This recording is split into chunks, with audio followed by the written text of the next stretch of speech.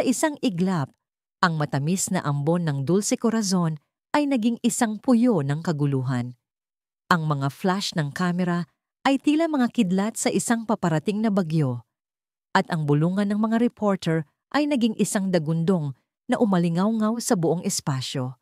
Ngunit sa gitna ng lahat, isang bubble ng nakabibinging katahimikan ang bumalot sa 5 tao. Bago pa man makaprotesta si Isabela, ang kanyang mga braso at ang maliliit na balikat ng kanyang mga anak ay napalibutan na ng mga lalaking nakaitim na suit. Sila ang personal na security detail ni Marco Velasco. Mabilis, episyente at walang emosyon. Parang mga anino, iginawi nila ang mag-iina palayo sa mga matang mapanuri. Sa isang pribadong pinto sa likod ng kusina at dire-diretso sa isang service elevator na tila nakareserba para lamang sa kanila. Sumunod si Marco. Ang kanyang mukha ay isang maskara ng bakal na hindi mabasa. Ngunit ang pagigting sa kanyang panga at ang nag-aapoy na liwanag sa kanyang mga mata ay nagsasabi ng ibang kwento. Ang mundo niya, na dating napaka-organisado at perpektong nakakalkula, ay gumuho sa loob lamang ng ilang minuto dahil sa isang salita mula sa isang 5 taong gulang na bata. Papa! Ang pinto ng elevator na gawa sa makintab na tanso ay sumarado at ang ingay ng mundo sa labas ay biglang naputol. Ang katahimikan sa loob ay mas mabigat at mas nakakabingi kaysa sa anumang sigaw. Si Isabela ay tumayo ng tuwid. Ang kanyang likod ay parang isang bakal na baras. Ang kanyang mga kamay ay mahigpit na nakahawak sa mga kamay ni Mateo at Leo. Si Sofia naman ay yumakap sa kanyang binti. Ang kanyang maliit na mukha ay nakatago sa mamahaling tela ng kanyang pink na suit. Ang mga salamin sa dingding ng elevator ay sumasalamin sa kanilang imahe. Isang pamilyang hindi pangkaraniwan. Isang eksenang puno ng tensyon. Si Isabela at ang mga bata, nakasuot ng kanilang mga salaming pang-araw na tila mga baluti. Si Marco, walang salamin. Ang kanyang kaluluwa ay tila nakalantad sa ilalim ng malamig na ilaw. Wow! Bulong ni Leo, ang kanyang maliit na boses ay bumasag sa katahimikan. Itinulak niya ang kanyang salamin, pataas sa kanyang ilong. Ang elevator na ito ay mas mabilis kaysa sa stock market crash noong nakaraang linggo. Tumingin si Mateo sa digital display. By approximately 12.7% based on my calculation of vertical velocity. Mama, is this man's building structurally sound? Hindi sumagot si Isabela. Naramdaman niya ang titig ni Marco na nakapako sa kanya. Mas mainit kaysa sa apoy, mas matalim kaysa sa anumang kutsilyo. Bawat segundo na lumilipas ay tila isang oras. Ang pag-akyat ng elevator sa pinakatuktok ng Velasco Tower ay tila isang pag-akyat patungo sa bitayan.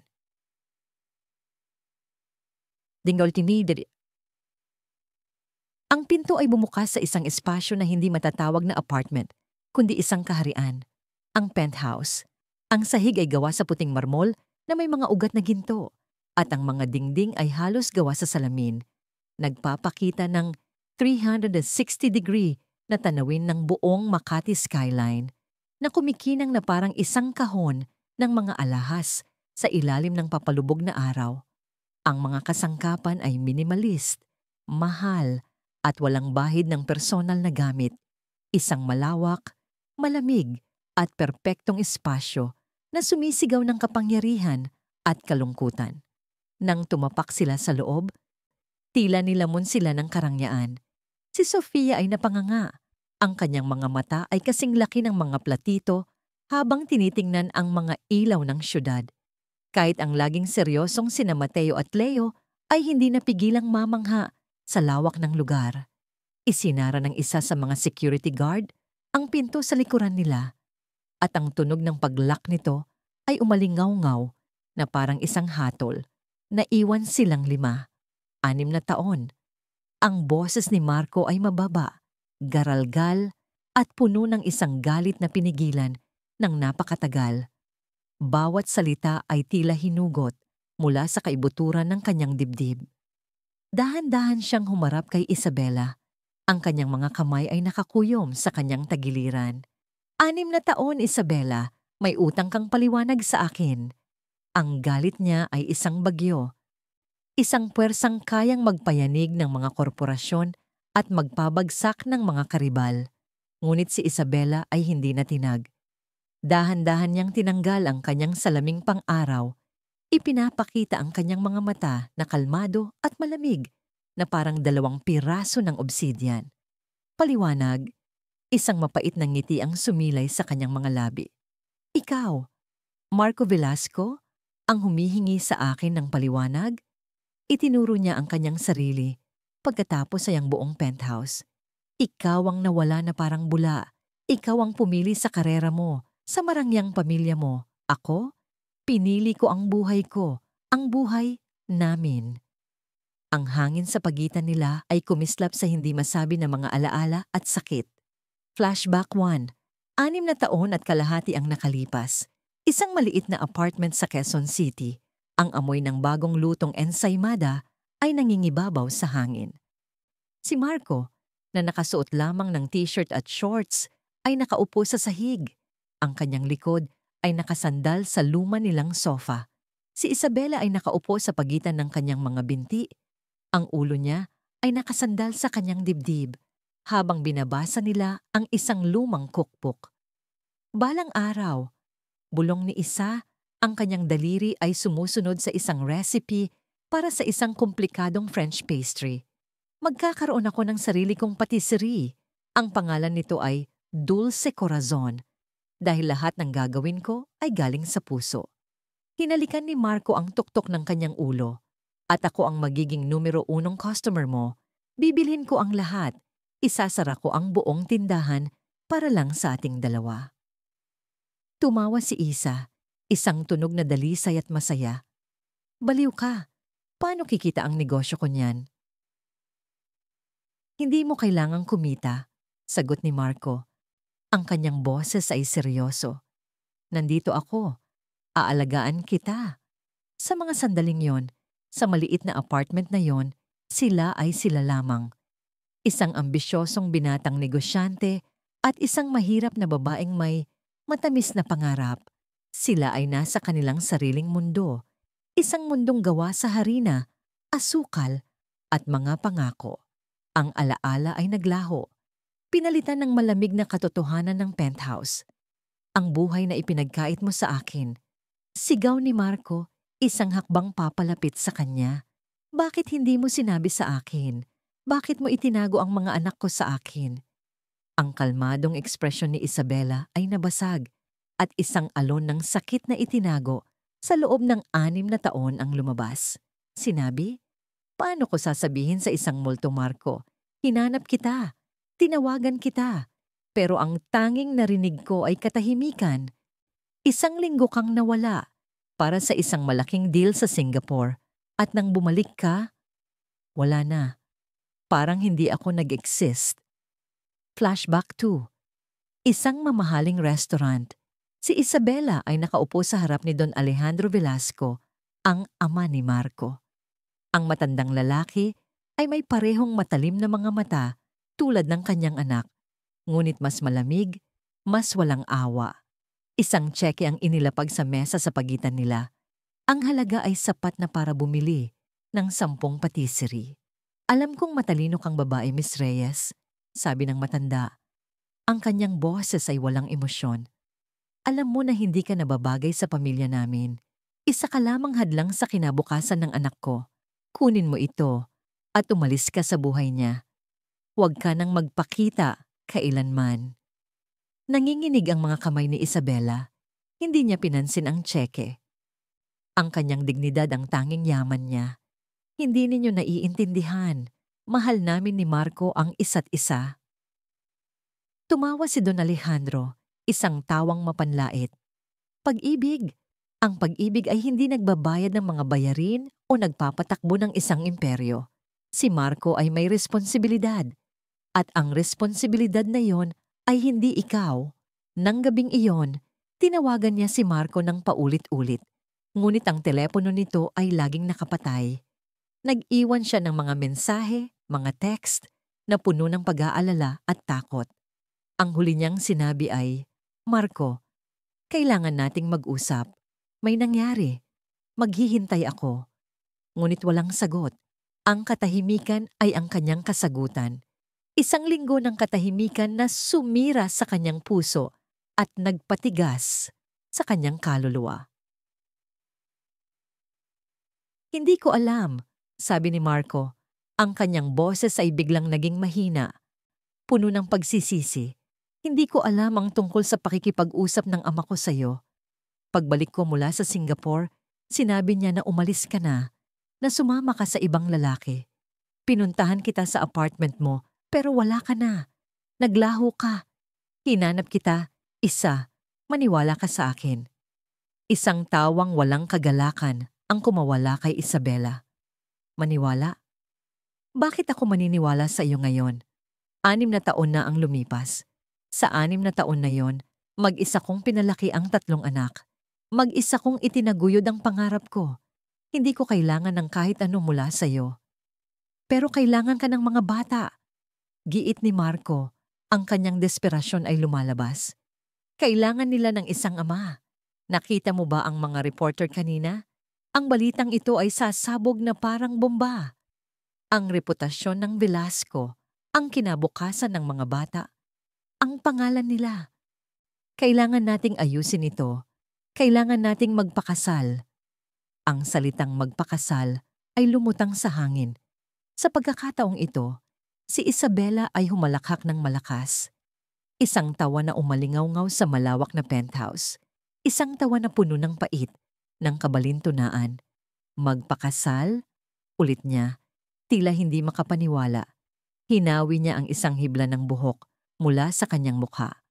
Marco Alejandro Velasco, kahit kailan, lahat ng problema ay sinusubukan mong ayusin sa pamamagitan ng isang kontrata, hindi ba? Ang kanyang mga salita ay tumama na parang sampal. Natigilan si Marco. Humakbang si Isabela palapit sa kanya. Ang distansya sa pagitan nila ay nababawasan hanggang sa halos magkadikit na sila. Sa unang pagkakataon, nakita niya ang mga bakas ng pagod sa ilalim ng mga mata nito. Ang bigat ng mga taon na mag-isang lumalaban. Ngunit ang apoy sa kanyang mga mata ay mas maliwanag kaysa dati. "Sige," sabi niya. Ang kanyang boses ay naging isang matalas na bulong. "Gusto mo ng kasal? Magkakaroon ka ng kasal. Isang kasal sa kontrata." Itaas niya ang kanyang kamay. Ang kanyang daliri ay nakaturo sa kanyang dibdib.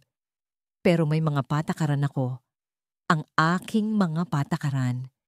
Hinintay ni Marco. Ang kanyang buong katawan ay naninigas. "Una," sabi ni Isabela. Ang kanyang boses ay matatag at hindi natitinag. "Ang Dulce Corazon ay mananatiling akin. Ganap na independyente. Hindi mo ito gagalawin, hindi mo ito pakikialaman, at hindi ka mag-i-invest ng kahit 1 sentimo dito. Ito ay ang aking imperyo, hindi bahagi ng sayo." Tumingin siya sa 3 bata na tahimik na nanonood na parang mga hukom sa isang paglilitis. "Pangalawa, ang pagpapalaki sa mga anak ko. Ako ang nagpalaki sa kanila sa loob ng 5 taon. Alam ko kung ano ang kailangan nila. Hindi ka maaaring makialam sa kung paano ko sila dinidisiplina o tinuturuan. Ikaw ay maaaring maging ama nila, ngunit ako pa rin ang kanilang ina. Ang desisyon ko ang masusunod." Huminga siya ng malalim. Inihahanda ang kanyang sarili para sa huling, pinakamabigat na kondisyon. Tumingin siya ng diretso sa mga mata ni Marco, ang mga mata na minsan niyang minahal ng higit pa sa kanyang buhay. At panghuli, ang kanyang boses ay bumaba sa isang nagyayelong bulong. "Walang nararamdaman. Ito ay isang transaksyon sa negosyo, Marco. Isang pagsasama para protektahan ang mga bata mula sa iskandalo at bigyan sila ng pangalan. Walang pagmamahal, walang romansa. Magkahiwalay na kwarto. Magkahiwalay na buhay sa ilalim ng iisang bubong. Isa lamang itong business deal." Bawat salita ay isang patalim na tumusok sa puso ni Marco. Isang kasal na walang pag-ibig, isang pamilya na walang init. Ito ang parusa sa kanyang pagkakamali. 6 na taon na ang nakalipas. Tinitigan niya ang babae sa kanyang harapan. Hindi na ang dalagang puno ng pangarap, kundi isang reyna na nagtayo ng sarili niyang kaharian. Isang reynang nagtatakda ng sarili niyang mga patakaran. Nakita niya ang 3 pares ng maliliit na mata na nakatingin sa kanya, naghihintay. Ang kanyang mga anak, ang kanyang dugo, ang kanyang responsibilidad. Para sa kanila, handa niyang lunukin ang kanyang pride, handa niyang tanggapin ang anumang kondisyon. Isang nakakabinging katahimikan ang muling bumalot sa silid. Ang tanging maririnig ay ang tibok ng kanilang mga puso at ang malayong ugong ng syudad sa labas. Sa wakas, pagkatapos ng tila isang kawalang hanggan, si Marco ay dahan-dahang tumango. Ang kanyang panga ay nagngangalit sa pagpipigil, ngunit ang kanyang mga mata ay nagpapakita ng isang determinasyon na hindi pa nakikita ni Isabela dati. Payag ako. Ang 2 salita ay binitawan na parang mga bato, mabigat, pinal, at hindi mababago. Isang bagong kontrata ang nabuo, hindi sa papel, kundi sa pagitan ng 2 nasirang puso sa tuktok ng isang imperyo ng salamin at bakal. Ang matamis na kontrata ng mga Velasco ay nagsimula na. Ang unang linggo ng pagsasama sa ilalim ng isang bubong ay isang uri ng giyera. Isang tahimik, ngunit marahas na labanan sa pagitan ng 2 magkaibang mundo. Ang penthouse ni Marco, na dating isang santuwaryo ng minimalistang kaayusan at malamig na karangyaan, ay biglang naging isang battlefield ng kaguluhan. Ang pagdating ni na Isabela at ng mga bata ay parang isang pagsabog ng kulay rosas sa isang itim at puting pelikula. Dala nila ang 3 maleta na puno ng mga damit, isang kahon ng mga libro na may mga larawan ng dinosaur at prinsesa, isang malaking teddy bear na nagngangalang Choco, at isang enerhiya na yumanig sa pundasyon ng nakasanayang buhay ni Marco. Ang kanyang mga tagapagsilbi, na sanay sa katahimikan at predictable na routine ng kanilang amo, ay hindi malaman kung paano gagalaw sa harap ng 3 maliliit na taong may malalakas na opinyon sa lahat ng bagay, mula sa temperatura ng aircon hanggang sa structural integrity ng mga mamahaling salaming mesa. Si Marco, na sanay magpatakbo ng isang multi-bilyong pisong korporasyon, ay natagpuan ang kanyang sarili na ganap na walang kapangyarihan sa loob ng sarili niyang pamamahay. Sinubukan niyang gamitin ang kanyang karaniwang paraan ng paglutas ng problema, pera. Sa loob ng 24 na oras, isang buong palapag ng penthouse ang ginawang pinakamodernong playroom na maaaring bilhin ng pera. Mayroong mga state-of-the-art na drone, mga virtual reality set, isang pader para sa pag-akyat, at mga robot na kayang magsalita ng 5 wika. Ito ay isang paraiso para sa sinumang bata, ngunit ang mga anak niya ay hindi ordinaryo. The flight algorithm of this drone is inefficient. It wastes approximately 18.3% of its battery life on unnecessary stabilization adjustments. Deklara ni Mateo pagkatapos ng 10 minutong pagmamasid. Itinabi niya ang mamahaling controller, kinuha ang kanyang tablet, at sa loob ng kalahating oras, nahack niya ang operating system ng buong smart home ni Marco. Bigla, ang mga ilaw ay kumukurap sa ritmo ng Twinkle Twinkle Little Star. Ang mga kurtina ay nagsasayaw ng waltz, at ang sound system ay nagpapatugtog ng mga stock market reports na niremix sa isang K-pop beat. Si Leo naman ay kinuha ang manual para sa isang komplikadong robot kit na may 1,000 piraso. Hindi niya ito binuksan. Tinitigan lamang niya ito ng 5 minuto, pagkatapos ay isinara ang kanyang mga mata. The torque specifications for joint C7B are flawed. It will lead to systemic mechanical failure after approximately 87 hours of continuous use. Also, there are 3 spelling errors in the Tagalog translation. Itinabi niya ang kahon at mas piniling ayusin ang mga libro sa library ni Marco ayon sa Dewey Decimal System. na ikinagulat ng librarian na 2 beses sa isang buwan kung dumalaw. Si Sofia lang ang tila nasiyahan. Kinuha niya ang pinakamalaking kahon na pinaglagyan ng isang life-size na robot na kabayo. Binaliwala ang laman nito at ginawa itong isang maliit na bahay na masaya niyang pininturahan ng pink na Crayola. Pinanood ni Marco ang lahat ng ito mula sa kanyang opisina. Ang kanyang noo ay nakakunot. Hawak ang isang baso ng mamahaling whiskey. Paano niya makukuha ang loob ng mga henyong ito na hindi nabibili ng pera? Ang pinakamatinding dagok sa kanyang ego ay nangyari sa kusina. Isang umaga, sa pagtatangkang maging isang hands-on na ama, nagpasya siyang magluto ng almusal, pancakes. Gaano kahirap iyon? Gamit ang pinakamamahaling imported na harina mula sa France at organic maple syrup mula sa Canada. Sinimulan niya ang kanyang misyon. Ang resulta ay isang sakuna. Ang harina ay sumabog na parang bomba na bumalot sa kanya at sa buong kusina ng puting alikabok. Ang mga pancake ay nasunog sa labas ngunit hilaw sa loob. At ang pinakamasaklap, napagana niya ang fire alarm na nagdulot ng pagdating ng 2 security guard na may dalang fire extinguisher na handang apulahin ng anumang sunog. Sa gitna ng kaguluhan, pumasok si Isabela na mukhang presko at kalmado sa kanyang simpleng puting bestida. Tiningnan niya ang eksena. Si Marco na mukhang multo sa harina, ang umuusok na kawali at ang mga nagpapanik na guard. Hindi siya nagsalita. Huminga lang siya ng malalim, kumuha ng apron at sa loob ng 15 minuto, ang amoy ng sunog ay napalitan ng matamis na amoy ng perpektong luto na pancakes na may mukha ng mga teddy bear na ginawa gamit ang mga hiwa ng saging at blueberries. Habang tahimik na kumakain ang mga bata, nakatayo si Marco sa gilid. Pakiramdam niya ay mas dayuhan siya sa sarili niyang bahay kaysa dati. Ngunit sa gitna ng mga kabiguan, may mga maliliit na tagumpay. Si Sofia ang naging tulay.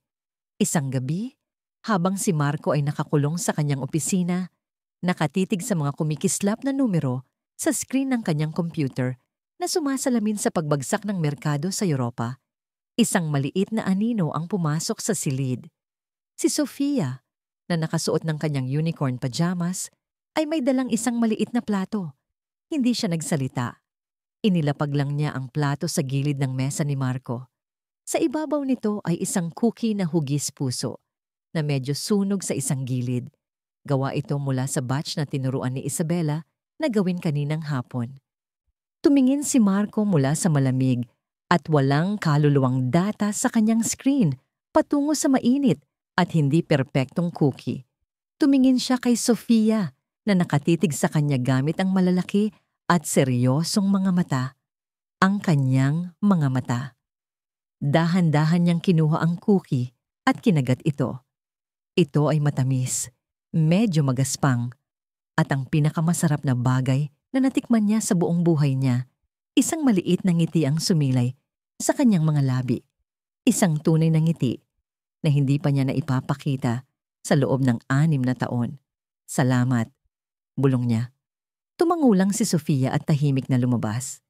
Sa sandaling iyon, naramdaman ni Marco ang isang bagay na mas mahalaga pa kaysa sa lahat ng yaman ng Velasco Group. Isang koneksyon.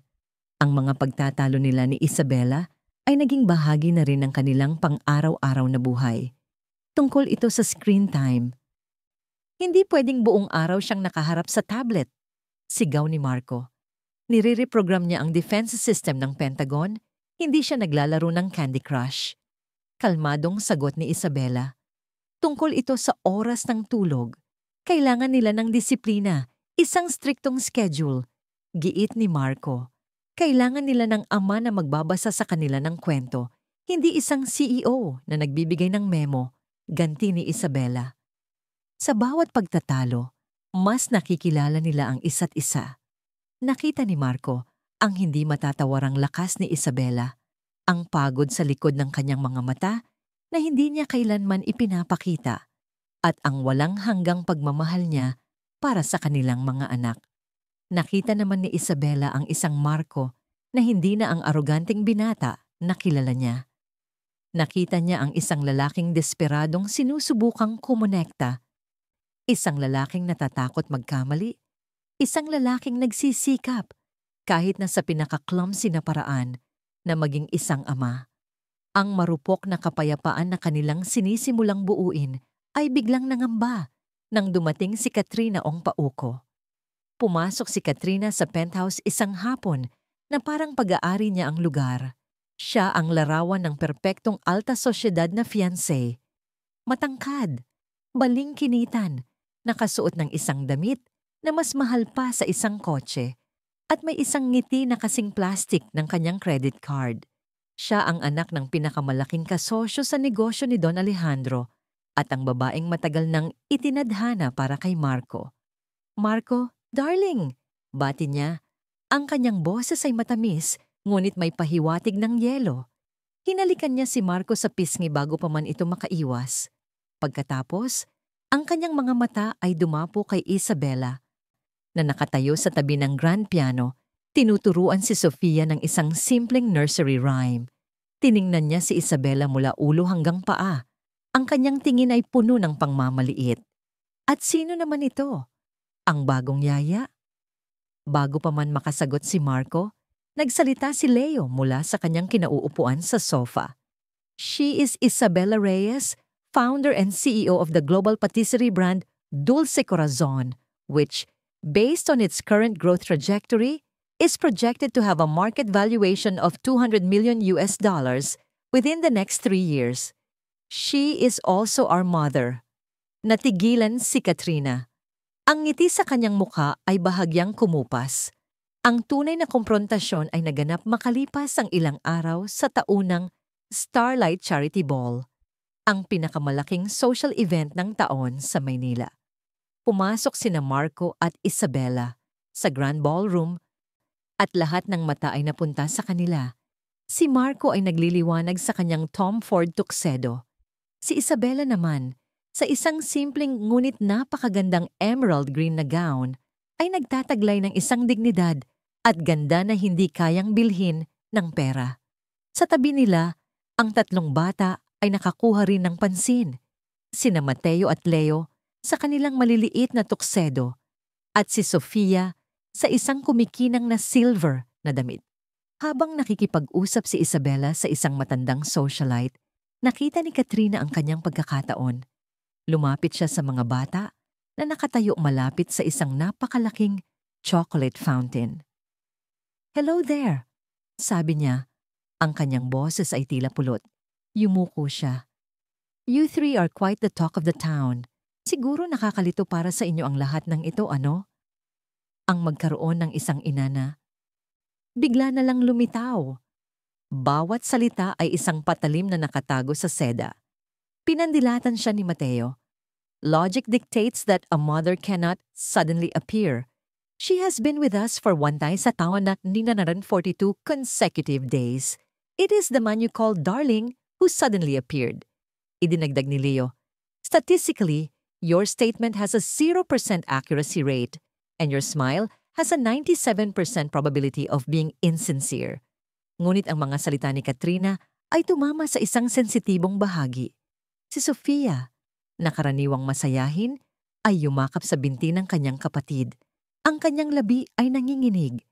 Ang salitang bigla na lang lumitaw ay nagparamdam sa kanya ng takot. Nakita ito ni Mateo at Leo. Nagkatinginan sila, isang mabilis at hindi mababasang komunikasyon ang naganap sa pagitan nilang dalawa. Isang plano ang nabuo sa loob ng ilang segundo. Napansin ni Leo ang isang waiter na may dalang tray ng mga baso ng red wine na papalapit sa kanilang direksyon. Kinakalkulan niya ang bilis nito, ang anggulo at ang distansya.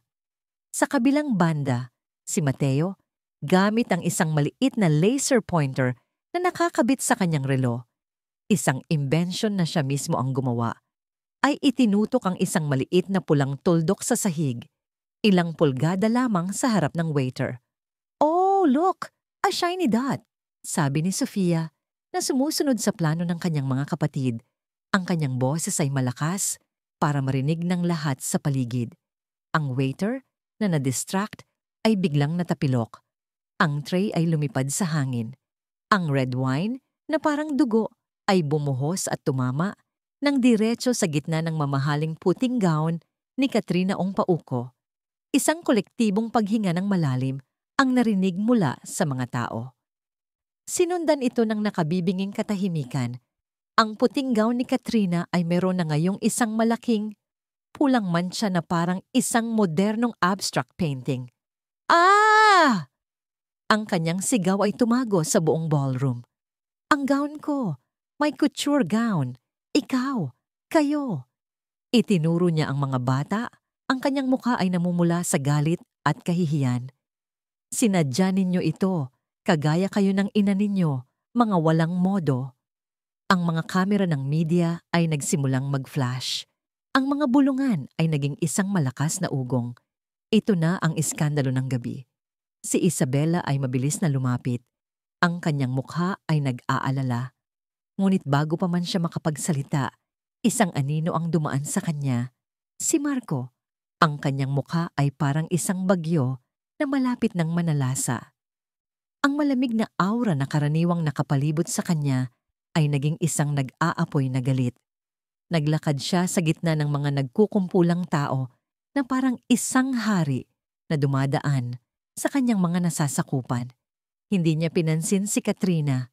Ang kanyang mga mata ay nakatuon lamang kay Isabela at sa kanyang 3 anak na nakatayo sa likod nito na nagsisikap maging matapang. Tumayo siya sa tabi ni Isabela, sa harap ng daan-daang mapanuring mga mata, sa harap ng kumikislap na mga kamera, isang bagay na hindi inaasahan ang ginawa niya. Inilagay niya ang kanyang braso sa baywang ni Isabela. Hinila ito palapit sa kanya. Ito ay isang kilos na posesibo, protektibo, at walang pag-aalinlangan. Isang pampublikong pag-angkin. Naramdaman ni Isabela ang init ng kanyang kamay sa kanyang likod, ang tigas ng kanyang katawan sa kanyang tabi. Ang puso niya ay biglang tumibok ng napakabilis, isang ritmo na halos makalimutan na niya.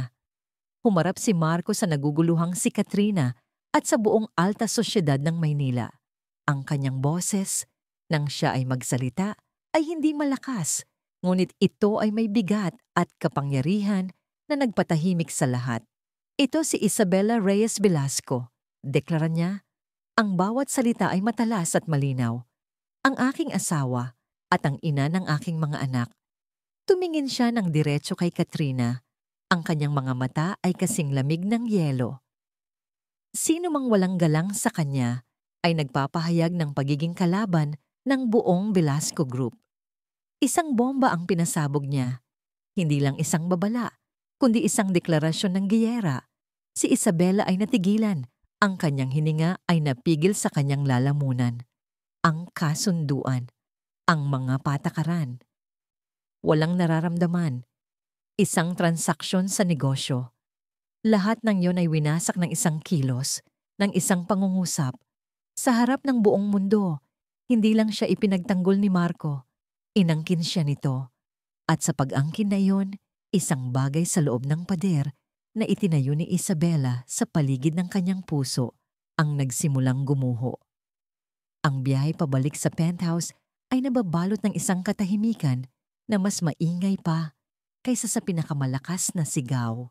Sa loob ng custom-built na Rolls-Royce, ang hangin ay makapal at puno ng mga salitang hindi masabi.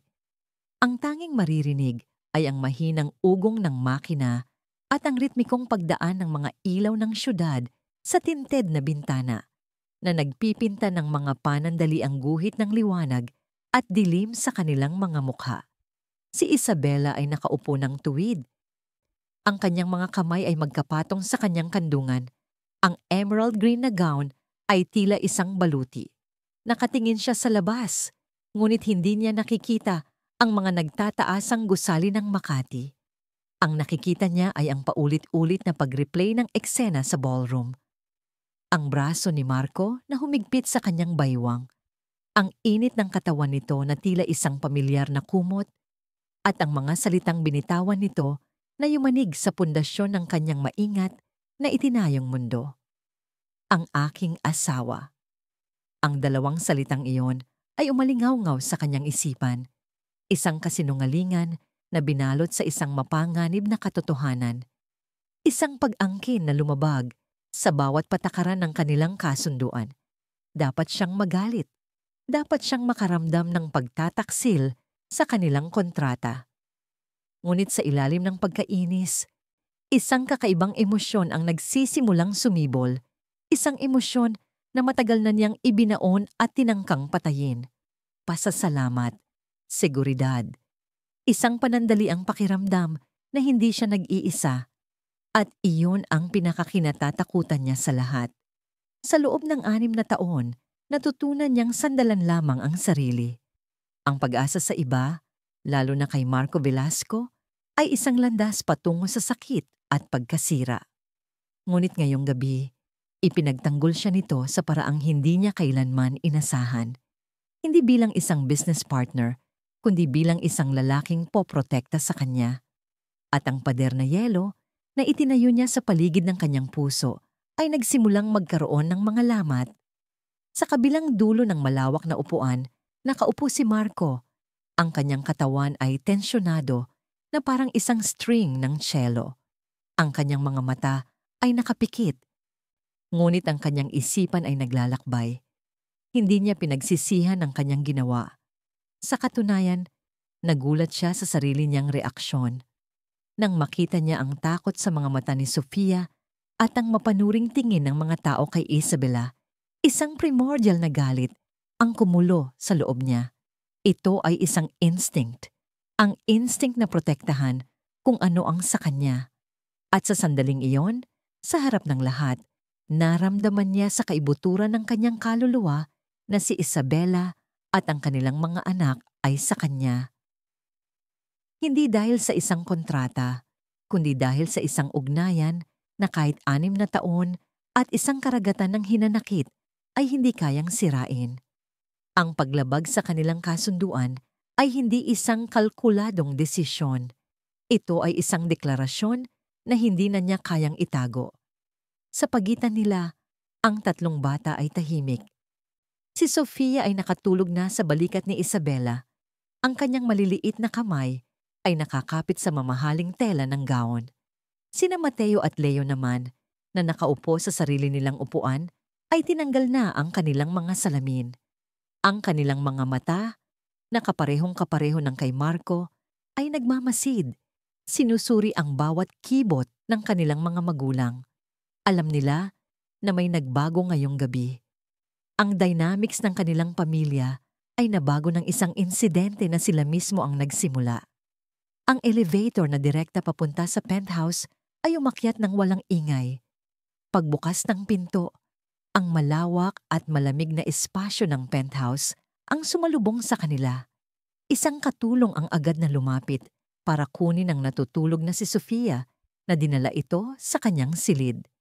Sina Mateo at Leo, na may isang tangulang sa kanilang ina, ay sumunod ng walang imik. Ang kanilang maliliit na likod ay tuwid at puno ng dignidad na hindi akma sa kanilang edad. Naiwan sina Marco at Isabela sa gitna ng sala. Ang katahimikan ngayon ay mas mabigat, mas personal. Salamat. Basag ni Isabela sa katahimikan. Ang kanyang boses ay bahagyang paos. Sa ginawa mo kanina. Humarap si Marco sa kanya. Ang kanyang mga mata ay madilim at malalim. Wala kang dapat ipagpasalamat. Ininsulto niya ang ina ng mga anak ko. Walang sino man ang may karapatang gawin iyon. May gusto sanang sabihin si Isabela tungkol sa kanilang kasunduan, sa mga patakaran. Ngunit ang mga salita ay hindi lumabas. Ang pagod ng gabi ay biglang bumagsak sa kanya. Tumango na lamang siya at nagsimulang maglakad patungo sa kanyang silid. Ngunit ang kapayapaan ay isang luho na hindi ipinagkaloob sa kanila. Ang digmaan na nagsimula sa ballroom ay nagpatuloy sa isang bagong larangan. Isang digital battlefield kung saan ang mga kasinungalingan ay kumakalat na parang apoy.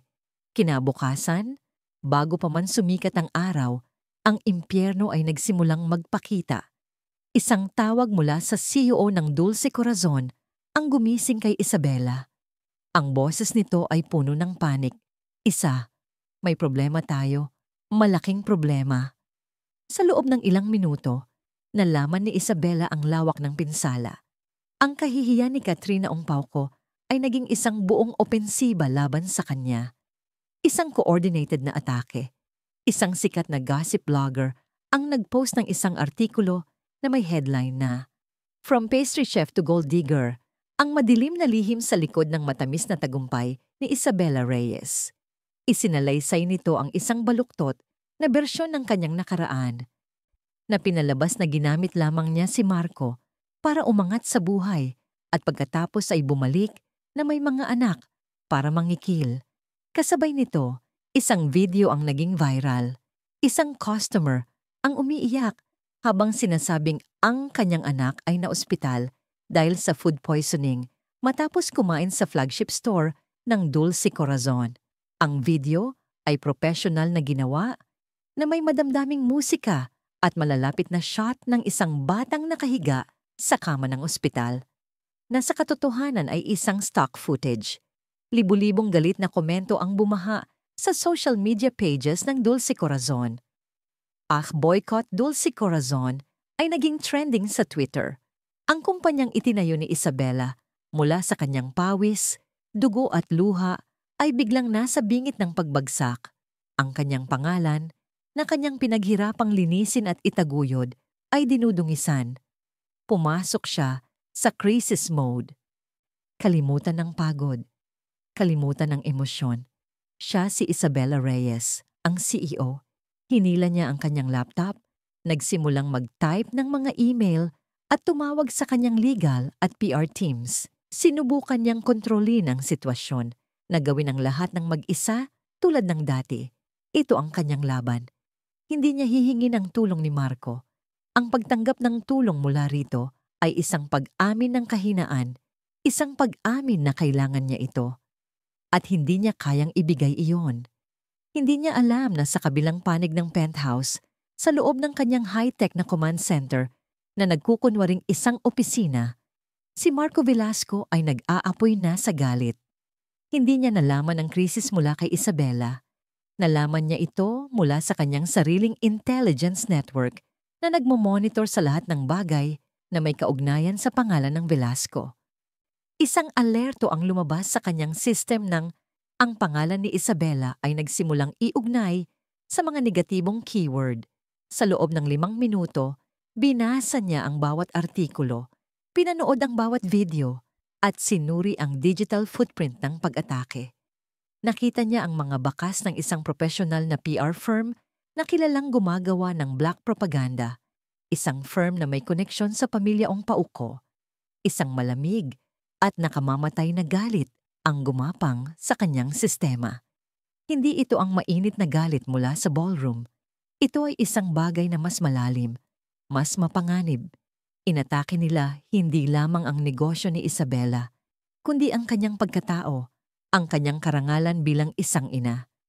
At ginamit nila ang isang bata sa kanilang kasinungalingan. Para kay Marco, ito ay isang linyang hindi dapat tawirin. Kinuha niya ang kanyang telepono.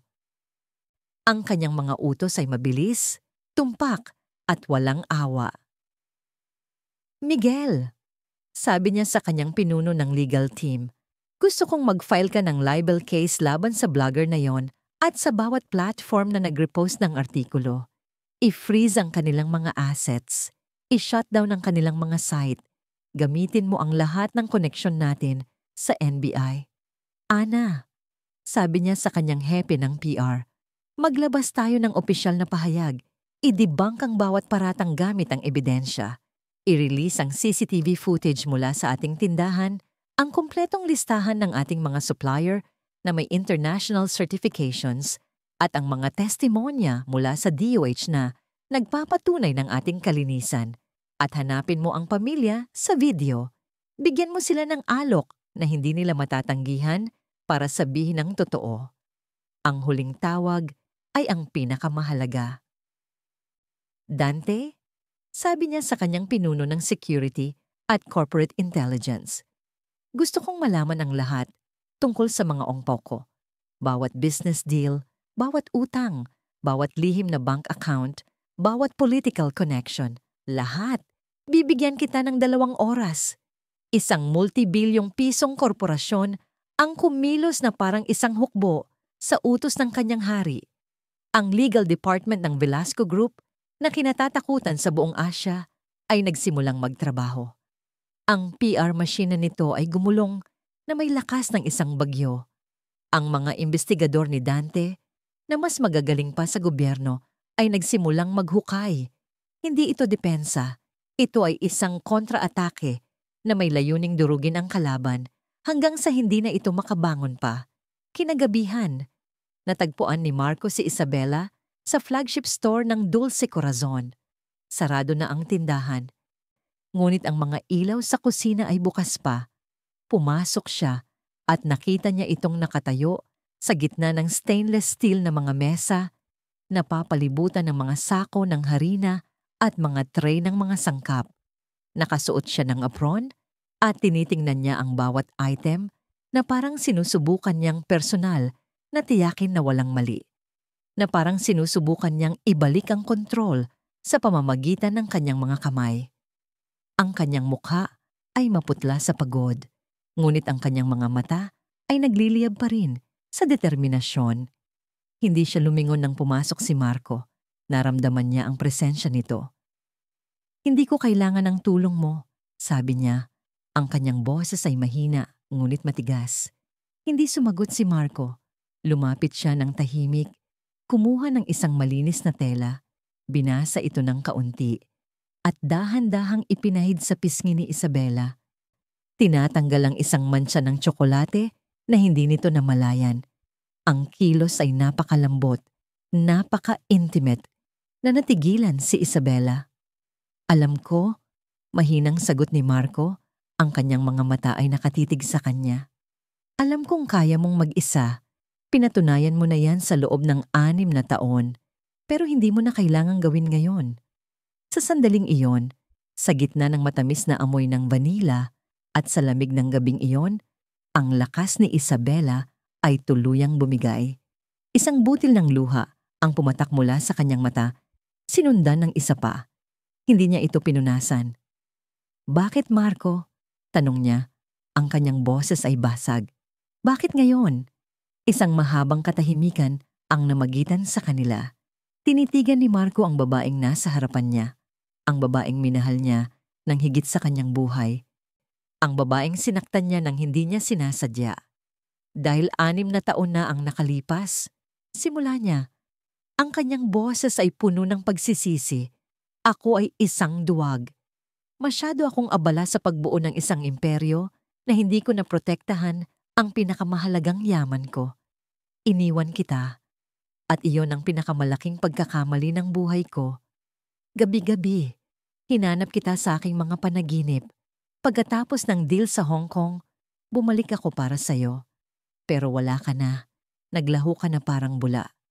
Umiling si Isabela. Isang mapait na ngiti ang sumilay sa kanyang mga labi. "Madaling sabihin yan ngayon. Iniwan mo ako, Marco.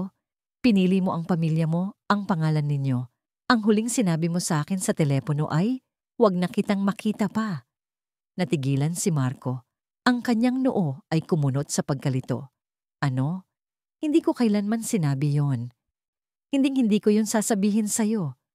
Ang huling pag-uusap natin, sinabi mo sa akin na tapos na tayo, na huwag na akong tumawag pa." Isang malamig na takot ang gumapang sa ugat ni Isabela. Hindi iyan ang sinabi ko. Nag-iwan ako ng sulat para sa'yo. Sa ilalim ng paborito mong libro sa apartment, sinabi ko doon na sinabihan ako ng ama mo na layuan ka, na binigyan niya ako ng pera para umalis. Pero sinabi ko sa sulat na hindi ko kinuha ang pera. Sinabi ko na maghihintay ako sa'yo sa pier, sa lugar kung saan una tayong nagkita. Naghintay ako buong gabi, Marco, pero hindi ka dumating. Ang mga piraso ng puzzle na 6 na taong nakakalat ay biglang nagsimulang magkabit-kabit. Isang sulat na hindi natanggap. Isang tawag sa telepono na puno ng kasinungalingan. Isang taong may sapat na kapangyarihan para manipulahin silang dalawa. Ang aking ama, bulong ni Marco, ang realisasyon ay tumama sa kanya na parang isang suntok sa sikmura.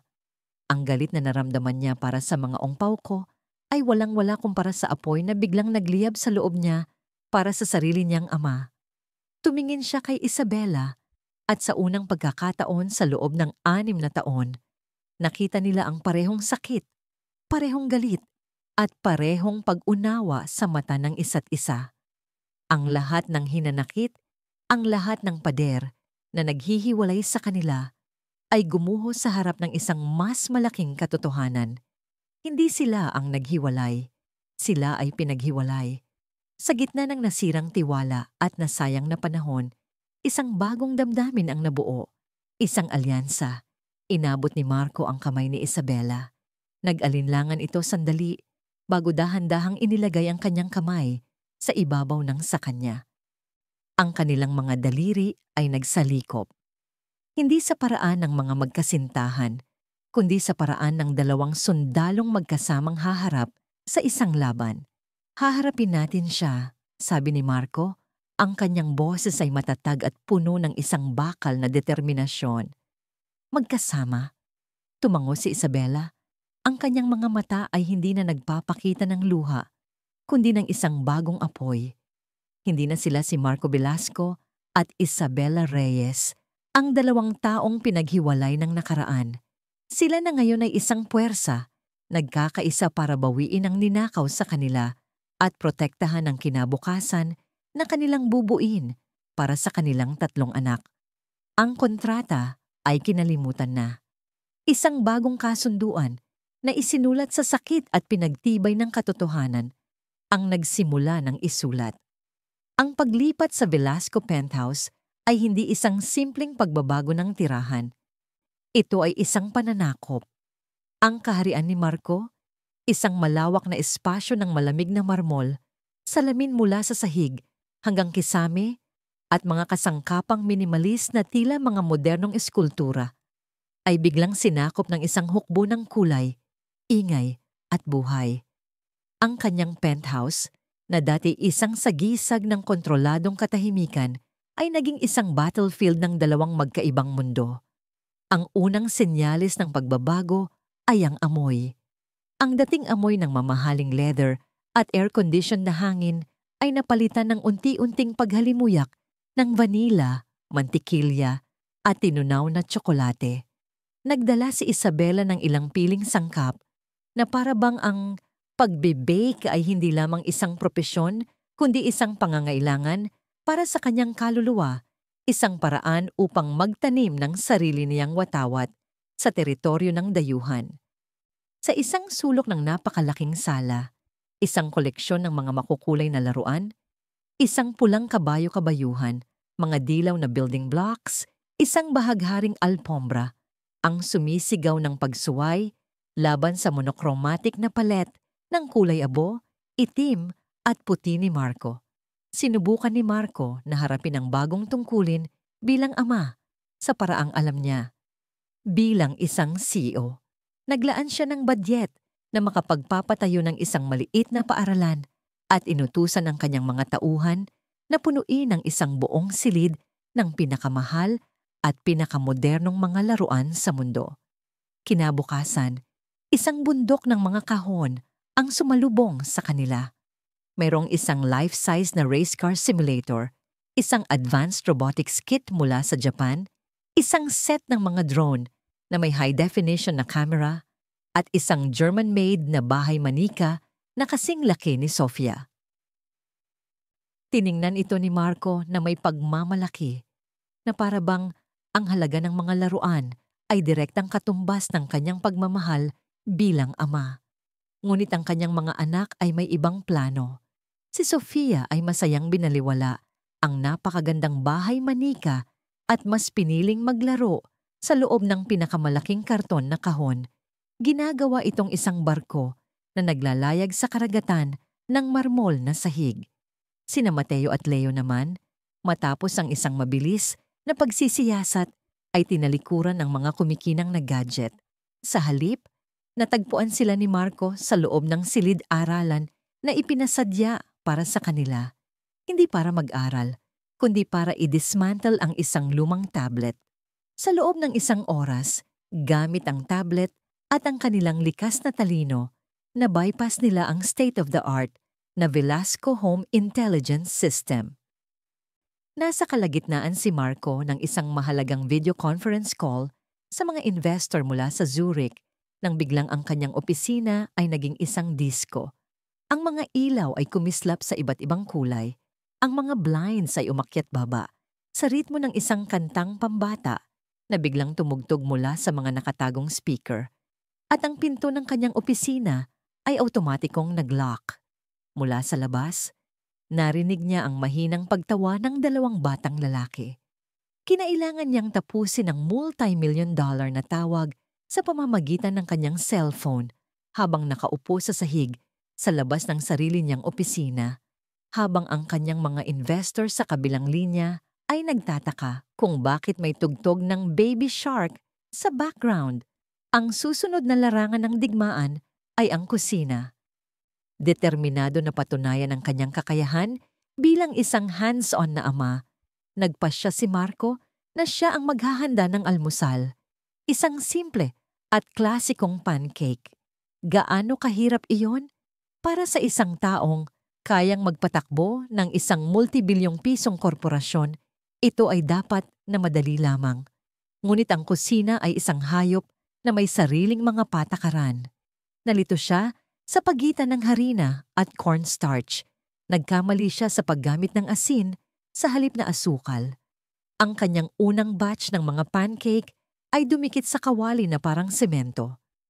Ang pangalawa ay nasunog at naging itim na mga disk na nagpaandar sa napakasensitibong smoke alarm ng penthouse. Ang nakabibinging tunog ay gumising sa buong sambahayan. Pumasok si Isabela sa kusina na natatakpan ng manipis na usok at nakita si Marco na nakatayo sa gitna ng gulo. Isang lalaking may suot na apron na mas mahal pa sa isang buwan na renta, may hawak na spatula na parang sandata at may itsura ng isang natalong general. Walang sinabi si Isabela. Kinuha niya lang ang isang malinis na apron. Pinatay ang alarma, binuksan ng mga bintana at kumilos ng may kahusayan na ipinanganak mula sa libu-libong oras ng pagsasanay.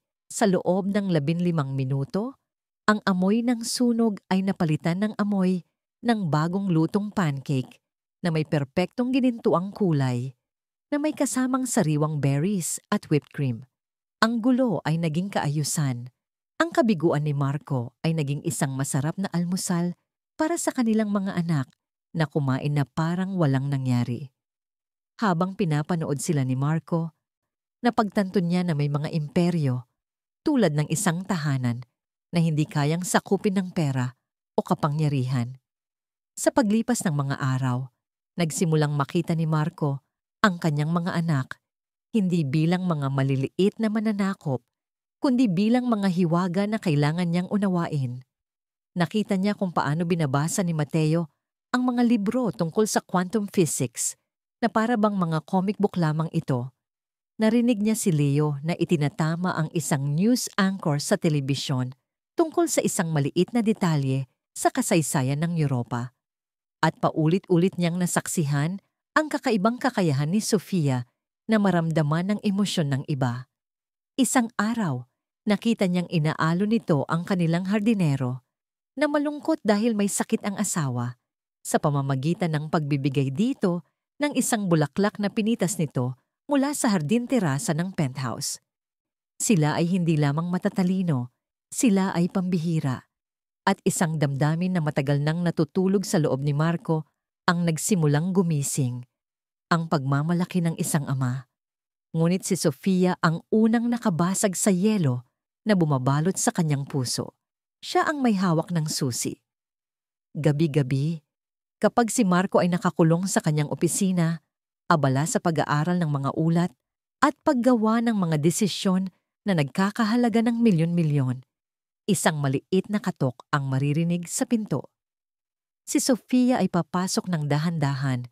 Dala-dala ang isang platito na may isang piraso ng cookie na sariwang luto ni Isabela.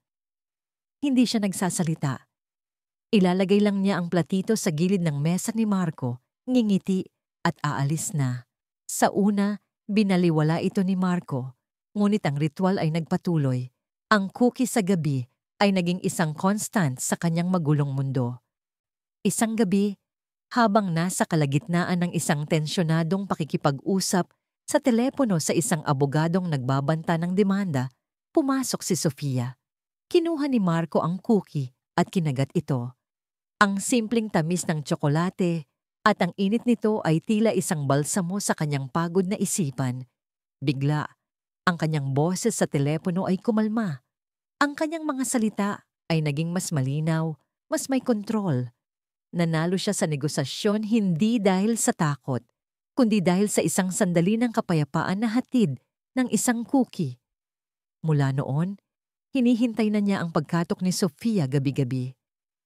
Ang maliit na kilos na yon ay nagsimulang magtunaw sa mga pader ng Ice King of Makati. Siyempre, hindi lahat ay matamis na cookie. Ang mga pagtatalo nila ni Isabela tungkol sa pagpapalaki ng mga bata ay naging regular na kaganapan. Ang kanilang mga pamamaraan ay magkasalungat na parang langis at tubig. Kailangan nilang magsimula ng mga extracurricular. Iginiit ni Marco isang gabi, habang hawak ang isang listahan ng mga klase. Fencing, Mandarin, classical piano, junior coding, at etiquette. Ang kompetisyon ay nagsisimula ng maaga. Kailangan nilang maging pinakamahusay. Tiningnan siya ni Isabela na may halong pagkadismaya at pagkaawa. Marco, 5 taong gulang pa lang sila. Ang kailangan nila ay maglaro sa putik, umakyat ng puno, at matutong magbahagi ng Crayola. Hindi sila mga mini-CEO na kailangang i-train. Mga bata sila. Ang pagbibigay sa kanila ng pinakamahusay na mga pagkakataon ay ang tungkulin ko bilang ama. Sagot ni Marco. Ang kanyang boses ay tumigas. Hindi, sabi ni Isabela, ang kanyang mga mata ay nag-aapoy. Ang tungkulin mo bilang ama ay ang kilalanin sila kung sino sila, hindi kung ano ang gusto mong kahinatnan nila. 6 na taon akong mag-isang nagpalaki sa kanila. Alam ko kung ano ang kailangan nila. At hindi ito isang naka-schedule na buhay na parang board meeting. Sa gitna ng kanilang mga pagtatalo, unti-unti nilang nakikita ang mga piraso ng kanilang mga sarili. Nakita ni Marco ang bigat ng pasanin na dinala ni Isabela ng mag-isa at ang bagsik ng kanyang pagmamahal sa kanilang mga anak. Nakita naman ni Isabela ang isang Marco na, sa likod ng kanyang pagiging arogante, ay isang lalaking takot, magkamali. Isang lalaking desperadong sinusubukang maging isang mabuting ama sa paraang alam niya, kahit na ito ay malamya at mali. Ang kanilang bagong tatag na pamilya ay sumabak sa unang pampublikong pagsubok sa taunang Starlight Charity Ball, ang pinakamalaking social event ng taon sa Maynila. Pumasok sila sa Grand Ballroom, isang pamilya na binuo ng isang kontrata, ngunit mukhang isang perpektong larawan. Si Marco ay nag-uumapaw sa kapangyarihan sa kanyang Tom Ford tuxedo. Si Isabela ay napakaganda sa isang emerald green na gown na yumayakap sa kanyang katawan. At ang mga bata, sa kanilang maliliit na formal na kasuotan, ay nakakuha ng atensyon ng lahat. Ngunit sa isang pugad ng mga buwitre na nagbabalat kayong mga socialite, ang dugo ay palaging naaamoy. Si Katrina Ongpoko, na may suot na puting gown na nagkakahalaga ng isang kotse at mga diamante na nakakasilaw, ay lumapit sa kanila na parang isang mangangaso. Ang kanyang ngiti ay matamis, ngunit ang kanyang mga mata ay puno ng lason. Marco, darling, bati niya habang binabaliwala si Isabela. Pagkatapos ay yumuko siya sa mga bata. At sino naman ang mga anghel na ito? Nako, ang gaganda ninyong mga bata. Tumingin siya kay Isabela. Ang kanyang mangiti ay naging isang mapanuyang ngisi. You must have a very resourceful mother to raise such lovely children. Ang insulto ay malinaw. Si Isabela ay isang oportunista, isang gold digger. Naramdaman ni Isabela na humigpit ang kanyang tiyan. Ngunit bago pa siya makasagot, nakita niya ang isang halos hindi mahahalata na sinyasan sa pagitan ni Mateo at Leo. Isang mabilis na pagtango. Ngumiti si Katrina na siyahan sa sarili at tumayo ng tuwid. Sa eksaktong sandaling yon, si Leo, na may hawak na isang baso ng grape juice, ay aksidenteng natisod. Ang matingkad na kulay ubing likido ay tumilapon at lumapag ng perpekto sa gitna ng dibdib ng puting-puting gown ni Katrina na lumilikha ng isang malaking, nakakahiyang mansya. Napasigaw si Katrina sa gulat at galit. "Naku, pasensya na po tita," sabi ni Mateo. Ang kanyang mukha ay isang perpektong maskara ng inosenteng pag-aalala. "Masyado po kasing makintab ang sahig. Nas-dazzling po ang kapatid ko sa mga alahas ninyo, kaya hindi niya nakita ang kanyang dinadaanan." Ang insulto ay binalik, mas matalas at mas matalino. Ang buong ballroom ay napuno ng mga pinipigilang tawa at mga bulungan. Si Katrina Ong Pauco, ang reyna ng alta sosyedad, ay napahiya sa harap ng lahat, natalunan ng isang 5 taong gulang na bata. Habang si Katrina ay nanginginig sa galit, hindi makapagsalita, naramdaman ni Isabela ang isang mainit na kamay sa kanyang baywang, si Marco. Lumakad ito paharap, ipinagsanggalang siya at ang mga bata sa kanyang katawan. Tiningnan niya si Katrina na may lamig sa kanyang mga mata na kayang mag-freeze ng apoy. Ang lahat ng mata sa silid ay nakatuon sa kanila. Ang mga kamera ng media ay kumislap na parang mga bituin. Humigpit ang pagkakahawak ni Marco sa baywang ni Isabela. Hinihila siya palapit hanggang sa magkadikit ang kanilang mga katawan. Pagkatapos, sa isang boses na sapat na malakas para marinig ng lahat, ngunit may tonong walang emosyon at nakamamatay, siya ay nagsalita. "Ito si Isabela Reyes Velasco," deklara niya. Ang bawat salita ay tumatagos na parang isang punyal. "Ang aking asawa at ina ng aking mga anak. Sino mang walang galang sa kanya ay kumakalaban sa buong Velasco Group." Ang kanyang pahayag ay hindi isang simpleng pagtatanggol. Ito ay isang deklarasyon ng giyera. Si Isabela ay natigilan. Ang kanyang hininga ay napigil sa kanyang lalamunan. Ang kasunduan. Ang mga patakaran. Walang nararamdaman. Isang transaksyon sa negosyo. Lahat ng iyon ay winasak ng isang kilos, ng isang pangungusap. Sa harap ng buong mundo, hindi lang siya ipinagtanggol ni Marco. Inangkin siya nito. At sa pag-angkin na yon, isang bagay sa loob ng pader na itinayo ni Isabela sa paligid ng kanyang puso ang nagsimulang gumuho.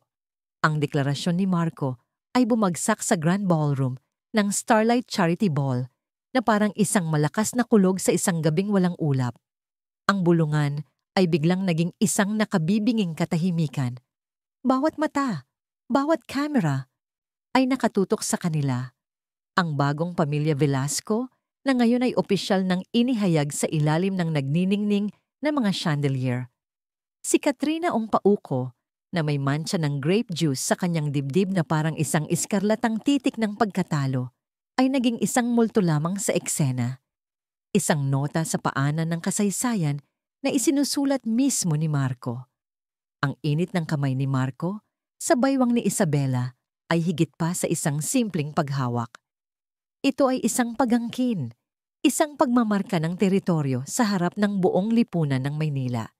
Ito ay isang pader na bakal na itinayo sa paligid niya at sa isang iglap, naramdaman ni Isabela ang bigat at ang kaligtasan na dulot nito.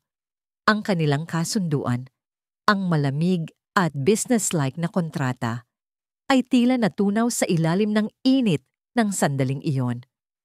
Ngunit ang kahihiyan ay isang lason na gumagana ng mabagal at para kay Katrina, ang lason na iyon ay mabilis na naging isang uhaw para sa paghihiganti. Habang papalabas ng ballroom, ang kanyang mga mata na puno ng luha ng galit ay ipinangako ang isang digmaang hindi lalabanin sa pamamagitan ng matatalinong salita ng mga bata o mga deklarasyon sa publiko. Ito ay isang digmaang lalabanin sa anino, kung saan ang reputasyon ay mas madaling sirain kaysa sa isang mamahaling gown. Ang pag-atake ay dumating pagkaraan ng 2 araw. Ito ay mabilis, walang awa, at perpektong isinagawa. Nagsimula ito hindi sa isang pagsabog, kundi sa isang bulong sa digital na mundo. Isang post sa isang sikat na food blog. Isang di umano'y concerned mother ang nag-post ng isang mahabang, emosyonal na salaysay tungkol sa kanyang anak na di umano'y nalason sa pagkain matapos kumain ng isang slice ng strawberry Charlotte Royale mula sa flagship store ng Dulce Corazon. Ang post ay may kasamang malabong larawan ng isang bata sa isang kama ng ospital at isang resibo mula sa patisserie. Sa loob ng 1 oras, ang post ay naging viral. Ang mga hashtag na Chacha Dulce Corazon Poisoning at Yaquas Velasco Cover-Up ay nagsimulang mag-trend sa Twitter. Ang mga komento ay bumuhos na parang isang maruming baha. Akala mo safe dahil mahal, kaya pala biglang nagpakasal para may tagapagtanggol sa mga kalokohan niya. Ang pera ay hindi makakabili ng kalinisan. Si Isabela ay nasa gitna ng pagperpekto ng isang bagong recipe ng makaron nang matanggap niya ang tawag mula sa kanyang store manager. Ang kanyang boses ay nanginginig sa takot. Agad na binuksan ni Isabela ang kanyang laptop. Ang kanyang nakita ay isang bangungot na nagkakatotoo. Ang brand na kanyang binuo mula sa pawis, dugo at puyat sa loob ng 6 na taon ay dinudungisan. Pinapatay sa bawat share, bawat like, bawat galit na komento. Ang mga telepono sa kanyang opisina at sa tindahan ay hindi tumigil sa pagring. Ang mga mamamahayag ay nagkampo sa labas ng Dulce Corazon. Ang kanilang mga kamera ay parang mga buwitre na naghihintay ng pagkamatay. Ang mga supplier na dating nakikipag-unahan para maging bahagi ng kanyang tagumpay ay biglang nag-aalangan. 2 sa kanyang pinakamalaking corporate clients ang tumawag para pansamantalang i-hold ang kanilang mga malalaking order. Ang imperyong itinayo ni Isabela sa pundasyon ng kalidad at tiwala ay nagsimulang gumuho. Nakatayo siya sa gitna ng kanyang opisina, napapaligiran ng ingay ng krisis, ngunit ang tanging naririnig niya ay ang mabilis na pagtibok ng kanyang puso. Ito ang kanyang pinakamasamang takot, hindi ang pagkawala ng pera, kundi ang pagkasira ng kanyang pangalan, ang tanging bagay na tunay na sa kanya. Habang siya ay paralisado ng takot, si Marco Velasco naman ay kumikilos na parang isang bagyo. Nasa gitna siya ng isang board meeting sa Velasco Tower nang pumasok ang kanyang executive assistant. Ang mukha nito ay maputla. Ipinakita niya kay Marco ang tablet. Isang tingin pa lang sa mga trending hashtag, alam na agad ni Marco kung sino ang nasa likod nito. Isang malamig at mapanganib na kislap ang dumaan sa kanyang mga mata.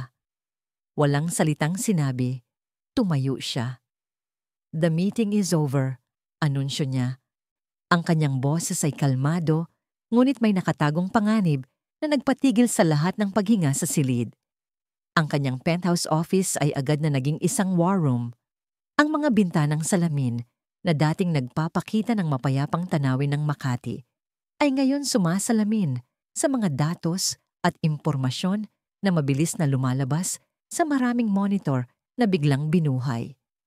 Sa isang screen, ang real-time na social media sentiment analysis.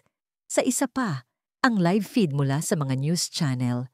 Sa pangatlo, ang stock performance ng mga kumpanyang konektado sa mga ong-pauko. Hindi na niya kailangang hintayin ang tawag ni Isabela. Ito ang kanyang laban ngayon.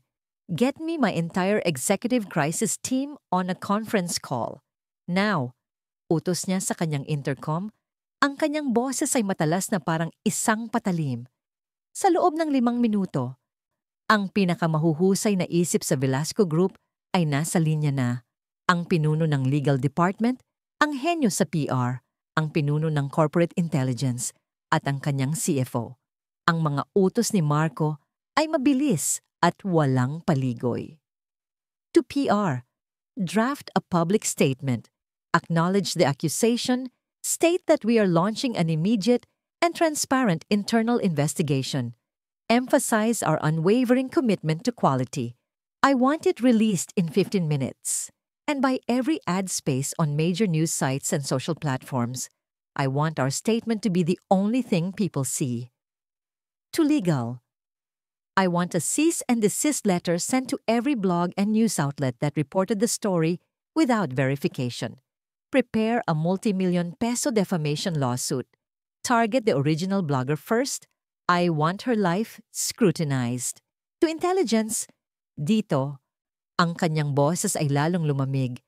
I want to know everything about this concerned mother. Bank accounts, phone records, social connections, everything. I want to know who paid her. And while you're at it, I want a complete financial and operational audit of the entire Ong Pauco conglomerate. Find me their skeletons. I know they have them. You have 12 hours. Para kay Isabela, ang mga sumunod na oras ay isang paglubog sa kawalan ng pag-asa. Ngunit para kay Marco, ito ay isang laro ng chess na nilalaro sa bilis ng liwanag at siya ang Grandmaster. Ang buong makinarya ng Velasco Group, isang higanteng karaniwang ginagamit para sa pagbili ng mga kumpanya at pagpapatayo ng mga skyscraper, ay ngayon nakatuon sa isang layunin. Ang protektahan ang Dulce Corazon. Ang protektahan si Isabela. Pinanood ni Isabela ang lahat mula sa kanyang opisina na parang isang manonood sa sarili niyang trahedya. Nakita niya ang opisyal na pahayag ng Velasco Group na biglang lumitaw sa lahat ng dako. Nakita niya kung paano ang mga negatibong artikulo ay biglang napalitan ng mga balita tungkol sa walang basehang paninira at ang legal na aksyon na isasampa ng mga Velasco. Naramdaman niya ang pagbabago ng agos. Ang publiko na laging naaakit sa drama ng mga makapangyarihan ay nagsimulang mag-alinlangan sa orihinal na kwento. Pagdating ng gabi, ang digmaan ay tapos na. Ang intelligence team ni Marco ay nag-ulat pabalik. Ang concerned mother ay isang struggling actress na may malaking utang sa sugal. Isang malaking halaga ng pera ang idineposito sa kanyang account 2 araw na ang nakalipas mula sa isang shell corporation na. Matapos ang ilang paghuhukay, ay natuntun pabalik sa isang pinsan ni Katrina Ong Pauco. Ang larawan ng bata sa ospital ay isang stock photo. Ang resibo ay pineke. Ngunit hindi doon nagtapos si Marco. Ang pag-atake sa mga Ong Pauco ay mas malupit. Natuklasan ng kanyang team ang isang pattern ng tax evasion, paggamit ng mga substandard na materyales sa kanilang mga proyekto sa konstruksyon, at isang lihim na offshore account. Ang lahat ng ebidensya na maayos na nakakompile sa isang digital folder ay ipinadala sa isang secure na email sa mga tamang ahensya ng gobyerno at sa ilang piling mamamahayag na may utang na loob kay Marco. Hindi lang niya pinatay ang apoy. Sinunog niya ang buong kagubatan ng kaaway. Nakita ni Isabela ang resulta sa mga breaking news alerts sa kanyang telepono. Ong Pauco Conglomerate Faces. Government probe for tax evasion. Whistleblower exposes safety violations in Ong Pauco construction projects. Napabagsak ni Marco ang isang karibal na korporasyon sa loob lamang ng kalahating araw, hindi para sa isang business deal, kundi para sa kanya. Nasaksihan niya ang buong lakas at kalupitan ng Ice King of Makati. At sa halip na matakot, isang kakaibang damdamin ang bumalot sa kanya. Isang paghanga na may halong, isang bagay na mas malalim, isang bagay na pilit niyang ibinaon. 6 na taon na ang nakalipas. Ang pagmamahal niya para sa kanya, na akala niya'y matagal nang namatay, ay naramdaman niyang muling tumitibok, mahina ngunit malinaw. Ang gabi ay malalim na nang matapos ang lahat. Ang mga telepono ay tumigil sa pagring. Ang mga mamamahayag ay umalis na. Ang katahimikan ay bumalik. Ngunit ito ay isang mabigat na katahimikan, puno ng pagod at emosyon. Hindi umuwi si Isabela sa penthouse. Pumunta siya sa nag-iisang lugar kung saan niya nararamdaman na siya ay ligtas at may kontrol. ang kusina ng kanyang flagship store. Doon, sa ilalim ng malamig na liwanag ng mga fluorescent na ilaw, sinimulan niyang gawin ang tanging bagay na alam niyang gawin kapag ang mundo ay gumuho, mag-bake. Nagsimula siyang suriin ang bawat sangkap, hindi dahil nag-aalinlangan siya sa kalidad nito, kundi dahil kailangan niyang hawakan ang isang bagay na totoo at tiyak, ang bigat ng isang sako ng harina, ang kinis ng Belgian chocolate, ang bango ng vanilla beans. Sinusubukan niyang ibalik ang kaayusan sa kanyang mundo sa pamamagitan ng pagsunod sa mga pamilyar na hakbang ng isang recipe. Doon siya natagpuan ni Marco. Pumasok siya sa kusina ng walang ingay. Ang kanyang mamahaling sapatos na katad ay hindi gumagawa ng tunog sa sahig. Nakita niya si Isabela, nakatalikod sa kanya, nakasuot pa rin ng kanyang damit pang opisina, ngunit may suot na puting apron. Ang kanyang mga balikat ay nakakuba sa pagod. May mga bakas ng harina sa kanyang buhok at isang maliit na mantsa sa kanyang pisngi. Ang babaeng nakipaglaban sa kanya, ang babaeng humarap sa buong alta sosyedad, ay mukhang marupok sa ilalim ng malupit na ilaw ng kusina. Lumapit siya ng dahan-dahan. Kinuha niya ang isang malinis na tuwalya, binasa ito ng bahagya sa lababo, at marahang hinawakan ang kanyang balikat. Nagulat si Isabela at napaharap. Ang kanyang mga mata ay malaki at pagod. Marco. Hindi siya nagsalita. Itinaas niya ang mamasa-masang tuwalya at dahan-dahang pinunasan ang mantsa ng harina sa kanyang pisngi. Ang kilos ay simple, ngunit puno ng isang lambing na hindi pa niya naipapakita noon. Pagkatapos, kinuha niya ang mga tali ng kanyang apron at kinalagan ito. "Halika na," sabi niya. Ang kanyang boses ay malumanay. "Tapos na. Umuwi na tayo." Ang simpleng mga salitang yon, ang simpleng kilos na yon, ang bumasag sa huling pader na nagpoprotekta sa kanyang emosyon. Biglang naramdaman ni Isabela ang bigat ng buong araw. Ang kanyang mga mata ay napuno ng luha. "Bakit mo ginawa iyon?" tanong niya. Ang kanyang boses ay basag. "Ang lahat ng yon, para sa akin?" "Walang sino man ang may karapatang saktan ka," sagot ni Marco. Ang kanyang mga mata ay mataman na nakatitig sa kanya. Walang sino man. Sa sandaling iyon, sa gitna ng malamig na asero at amoy ng asukal, nagsimula silang mag-usap ng totoo sa unang pagkakataon sa loob ng 6 na taon. Inamin ni Isabela ang kanyang takot, ang pakiramdam na mag-isang ipagtanggol ang lahat ng kanyang pinaghirapan. At inamin ni Marco ang kanyang sariling pagsisisi. "Ang iwan ka. Iyon ang pinakamalaking pagkakamali ng buhay ko," bulong niya. Ang kanyang boses ay puno ng sakit na matagal nang kinikimkim. Akala ko ayaw mo na sa akin." Napakunot ang noo ni Isabela. "Ano ang ibig mong sabihin?" "Ang huling tawag natin," sabi ni Marco, "ang alaala ay malinaw pa rin na parang kahapon. Sinabi mo sa akin na huwag ka nang istorbohin, na tapos na tayo, na ayaw mo na akong makita kailanman." Isang malamig na takot ang gumapang sa likod ni Isabela. Tinitigan niya si Marco. Sinusubukang unawain ang kanyang sinasabi. "Marco, hindi kita tinawagan. Kailanman ay hindi ko sinabi ang mga yon." Ang kanyang puso ay nagsimulang tumibok ng mabilis. "Hindi ako tumawag sa'yo. Nag-iwan ako ng sulat para sa'yo. Sa ilalim ng paborito mong libro sa apartment. Sinabi ko doon na kinausap ako ng ama mo, na binigyan niya ako ng pera para umalis. Pero isinulat ko rin na hindi ko kinuha ang pera. Isinulat ko na maghihintay ako sa'yo sa pier, sa lugar kung saan una tayong nagkita. Naghintay ako buong gabi, Marco, pero hindi ka dumating." Ang mga piraso ng puzzle na 6 na taong nakakalat ay biglang nagsimulang magkabit-kabit sa isipan ni Marco. Isang sulat na hindi natanggap. Isang tawag sa telepono na puno ng kasinungalingan.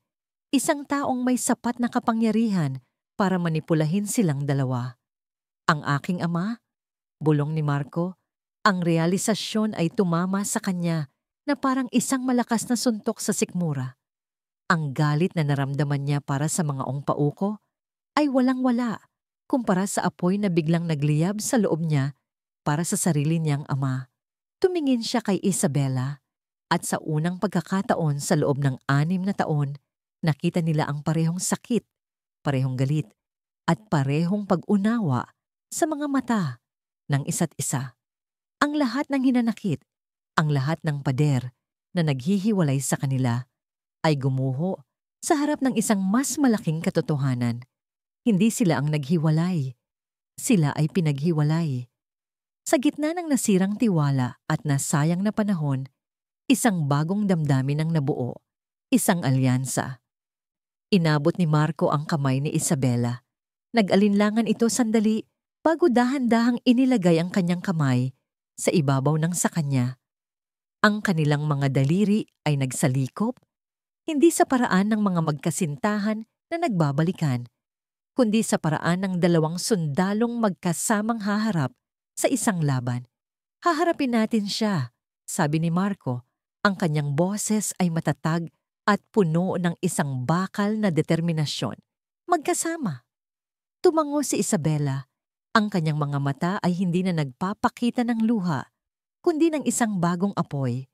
Hindi na sila si Marco Velasco at Isabela Reyes, ang dalawang taong pinaghiwalay ng nakaraan. Sila na ngayon ay isang puwersa, nagkakaisa para bawiin ang ninakaw sa kanila at protektahan ang kinabukasan na kanilang bubuin para sa kanilang 3 anak. Ang kontrata ay kinalimutan na.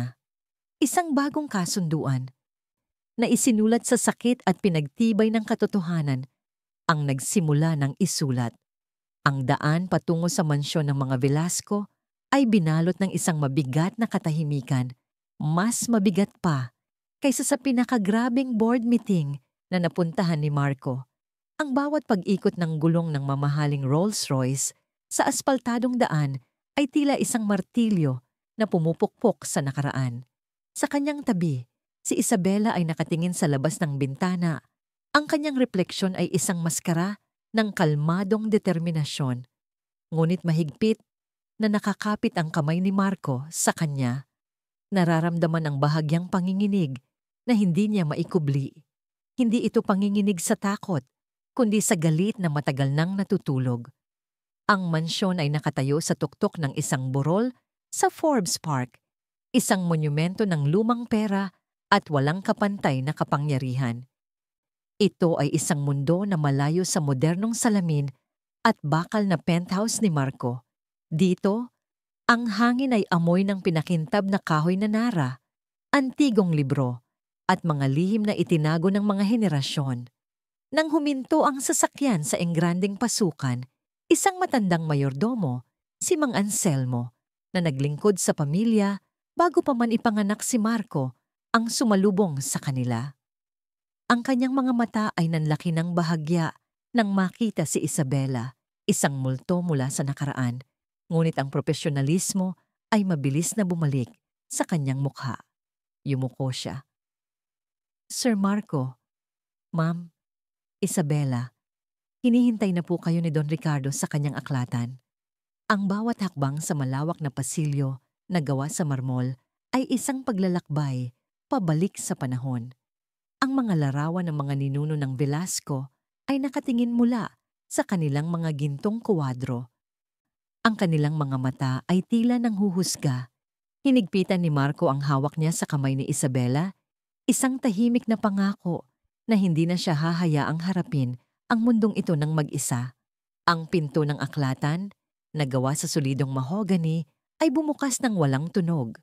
Sa loob, si Don Ricardo Velasco ay nakaupo sa likod ng kanyang malaking mesa, isang emperador sa kanyang trono. Nasa mga huling bahagi na siya ng kanyang ika-60 taon, ngunit ang kanyang tindig ay matikas pa rin. Ang kanyang buhok ay kulay pilak, at ang kanyang mga mata ay kasing talas at kasing lamig ng kay Marco. Isang baso ng brandy ang nasa kanyang kamay. Hindi man lang siya tumingin nang pumasok sila.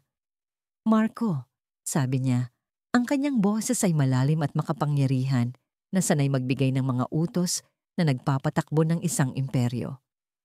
Hindi ko inaasahan ang iyong pagbisita at dinala mo pa ang panauhin. Ang paraan ng pagbigkas niya sa salitang panauhin ay puno ng paghamak. Hindi siya panauhin, Ama, sagot ni Marco. Ang kanyang boses ay kalmado, ngunit may bakal na nasa ilalim nito. Hinila niya si Isabela sa kanyang tabi. Ang kanilang mga katawan ay isang nagkakaisang pader. Siya si Isabela Reyes Velasco, ang aking asawa, at ang ina ng iyong mga apo. Sa wakas, ay itinaas ni Don Ricardo ang kanyang tingin. Tinitigan niya si Isabela mula ulo hanggang paa. Ang kanyang mga mata ay isang scanner na sinusuri ang bawat kahinaan. Ngunit wala siyang nakita. Ang babaeng nakatayo sa harap niya ngayon ay hindi na ang simpleng pastry chef na kanyang pinagbantaan 6 na taon na ang nakalipas. Ito ay isang reyna na nagtayo ng sarili niyang kaharian. Alam ko na, sabi ni Ricardo, umiinom mula sa kanyang baso. Ang buong Maynila ay pinag-uusapan ang tungkol sa inyong maliit na dula sa charity ball. Isang magandang palabas. Hindi ito palabas. Giit ni Marco, lumapit sa mesa. Ang kanyang presensya ay nagsimulang punuin ang silid. At hindi kami naparito para pag-usapan ang mga tsismis. Narito kami para sa katotohanan, ang sulat. Ang sulok ng bibig ni Ricardo ay bahagyang kumibot. Hindi ko alam ang sinasabi mo. Ang sulat na iniwan ni Isa para sa akin sa aking apartment 6 na taon na ang nakalipas. Paglilinaw ni Marco, ang kanyang boses ay nagsimulang magkaroon ng matalas na talim. Ang sulat na nagsasabing naghihintay siya sa akin. Ang sulat na hindi ko kailanman natanggap. At ang tawag sa telepono, dagdag ni Isabela, ang kanyang boses ay matatag. Walang bakas ng takot. Ang tawag na natanggap ni Marco mula sa isang babaeng nagpapanggap na ako na nagsasabing ayaw ko na siyang makita. Isang tawag na hindi ko kailanman ginawa. Ang katahimikan sa aklatan ay naging nakabibingi. Si Ricardo ay dahan-dahang ibinaba ang kanyang baso. Kahit na mayroon mang ganoong mga bagay, ano ang layunin nito? Ang nakaraan ay nakaraan na. Layunin?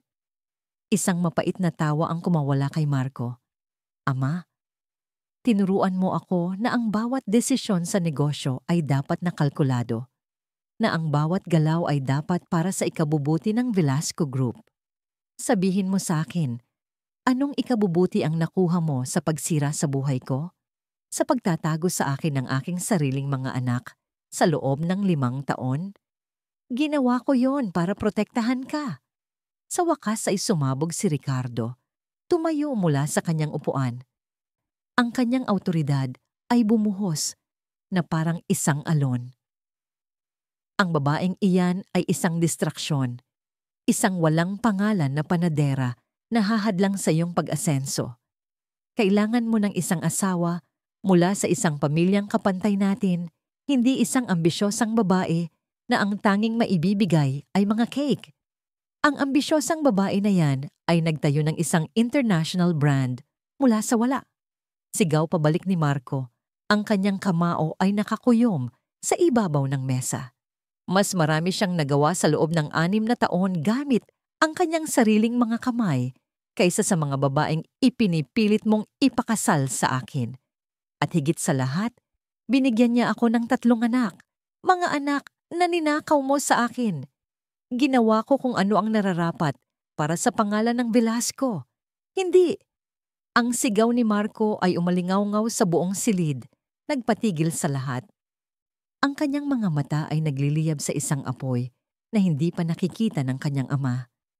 Sa unang pagkakataon sa kanyang buhay, hindi na siya ang tagapagmana na sumusunod. Siya na ang hari na hinahamon ang lumang rehimen. Ginawa mo kung ano ang sa tingin mo ay nararapat. Pinalaki mo ako para maging isang makina, isang CEO na walang puso. Ngunit nabigo ka dahil ang puso ko ay nakay-isa na noon pa man. At nang alisin mo siya sa akin, hindi mo ako ginawang mas malakas. Ginawa mo akong hungkag. Huminga siya ng malalim. Ang kanyang galit ay nagbigay daan sa isang malamig at nakamamatay na resolusyon. Kaya ito ang desisyon ko, Ama. Tanggapin mo si Isabela bilang aking asawa at sina Mateo, Leo at Sofia bilang iyong mga apo nang may buong paggalang at karangalan. O maaari mong itago ang iyong imperyo. Dahil sa oras na lumabas kami sa pintong ito, tatalikuran ko ang pangalang Velasco. Ibibigay ko ang aking posisyon bilang CEO. Magsisimula ako muli kasama ang aking pamilya. Dahil ngayon ko lang natutunan ang isang bagay na hindi mo kailanman itinuro sa akin. Tumingin siya kay Isabela. Ang kanyang mga mata ay lumambot. Ang kapangyarihan ay walang silbi kung wala kang pamilyang poprotektahan. Ang isang imperyo ay walang halaga kung wala itong pusong nagpapatibok dito. Ang mga salita ay bumagsak sa pagitan nila, hindi mababawi at panghuli. Si Don Ricardo ay natigilan, napatingin sa kanyang anak na parang isang estranghero. Ang Marco na ito, handang isuko ang lahat, ay isang taong hindi niya kilala. Sa gitna ng tensyon, isang maliit na tunog ang narinig mula sa bahagyang nakabukas na pinto. Dahan-dahan itong bumukas at sumilip ang tatlong maliliit na ulo. Sina Mateo at Leo na may suot na magkatugmang maliliit na blazer at salaming pang-araw ay mukhang seryoso. Si Sofia naman ay kumapit sa binti ng kanyang kapatid. Ang kanyang mga mata ay malaki at nagtataka. Hindi sila napansin ng mga matatanda na nakakulong pa rin sa kanilang laban. Lahat ng ito, bulong ni Ricardo, ang kanyang boses ay basag. Lahat ng itinayo ko para sa'yo at itatapon mo lang? Bago pa makasagot si Marco, isang maliit na boses ang bumasag sa katahimikan. Hindi po niya itinatapon. Sabi ni Mateo, humakbang pasulong kasama si Leo. Itinulak niya ang kanyang salamin sa tulay ng kanyang ilong. He is making a strategic investment in a long-term, high-yield asset, US. Lahat ay napatingin sa kambal. Si Don Ricardo ay napakurap, hindi makapaniwala. At saka, dagdag ni Leo, na kinukrus ang kanyang mga braso tulad ng isang mini-CEO. Ayon sa aming pag-aaral, ang isang masayang pamilya ay nagpapataas ng productivity ng isang CEO ng 34%. Hindi magandang business decision ang maging malungkot, Lolo. Si Sofia, na sa wakas ay bumitaw sa kanyang kapatid, ay lumapit kay Don Ricardo. Itinuro niya ang malungkot na mukha ng matanda. Why are you sad, Lolo? Don't you like Mama's cookies? They are the best. Ang pagiging simple at direkta ng mga bata, ang kanilang nakakagulat na talino at inosenteng pagmamalasakit, ang siyang tuluyang bumasag sa bakal na pader sa paligid ng puso ni Don Ricardo. Tumingin siya mula sa matatalinong mata ng kambal na salamin ng kanyang sariling dugo patungo sa matamis na mukha ni Sofia at pagkatapos ay sa kanyang anak na nakatayong matatag sa tabi ng babaeng mahal nito. Nakita niya ang kanyang legacy, hindi sa mga gusali at stock market, kundi sa mga taong nasa harapan niya. At napagtanto niya kung gaano siya muntik nang mawalan. Hindi siya nagsalita. Dahan-dahan siyang umupo, pabalik sa kanyang upuan. Kinuha niya ang kanyang baso ng brandy at ininom ito ng isang lagok. Ang katahimikan ay isang pagsuko, isang pagtanggap. Makalipas ang isang linggo, ang Grand Ballroom ng Velasco Tower ay masikip sa mga mamamahayag mula sa buong bansa. Ipinatawag ni Marco ang isang major press conference nang walang ibinigay na dahilan na nagdulot ng isang bagyo ng espekulasyon. Nakatayo si Isabela sa gilid ng entablado, ang kanyang puso ay kumakabog ng malakas sa kanyang dibdib. Suot niya ang isang eleganteng puting damit na personal na pinili ni Marco. Sa kanyang tabi, ang kambal ay nakatayo na parang mga bantay sa kanilang mga tuksedo, habang si Sofia ay tuwang-tuwa sa kanyang kumikinang na damit. Sa entablado, si Marco ay nasa kanyang elemento. Sa loob ng unang 10 minuto, mayroon siyang awtoridad ng isang hari ng korporasyon. Ipinakita niya ang hindi mapag-aalinlangan ng ebidensya na nagpapawalang sala sa Dulce Corazon, mga bank record, mga testimonya, mga security footage. at inilatag ang buong panloloko ng mga ongpauko para makita ng lahat. Nilinis niya ang pangalan ni Isabela ng may kalupitan at kahusayan na nagpayanig sa mundo ng negosyo. Pagkatapos, ang kanyang tono ay nagbago. Ngunit hindi lang iyon ang dahilan kung bakit ko kayo ipinatawag ngayon. Sabi niya. Ang kanyang mga mata ay naghanap kay Isabela sa gilid. Ngayon, gusto kong aminin ang isang personal na kabiguan, ang pinakamalaking pagkakamali sa aking karera. Isang bulungan ang kumalat sa mga manonood. 6 na taon na ang nakalipas, hinayaan kong mawala ang pinakamahalagang asset ng aking buhay dahil sa isang masamang business deal na batay sa maling impormasyon. Hinayaan kong maniwala ako sa mga kasinungalingan. At dahil doon, nawala sa akin hindi lamang ang babaeng mahal ko, kundi pati na rin ang 6 na taon ng buhay ng aking mga anak. Naglakad siya patungo sa gilid ng entablado at inilahad ang kanyang kamay kay Isabela. Sa gitna ng daan-daang kumikislap na mga ilaw ng kamera, dinala niya si Isabela at ang kanilang 3 anak sa gitna. Ngayon, sa harap ninyong lahat, gusto kong itama ang pagkakamaling yon, sabi niya. Ang kanyang boses ay puno ng emosyon na hindi pa naririnig ng publiko mula sa kanya. Tumingin siya ng direkta sa mga mata ni Isabela na puno na ng luha. Isabela, humihingi ako ng tawad. Patawarin mo ako sa aking kahinaan, sa hindi ko paglaban para sa iyo, sa bawat luhang pumatak dahil sa akin. Pagkatapos, sa pagkabigla ng buong mundo, ang Ice King of Makati, si Marco Alejandro Velasco, ay dahan-dahang lumuhod sa isang tuhod. Mula sa kanyang bulsa, kinuha niya ang isang maliit na itim na kahon.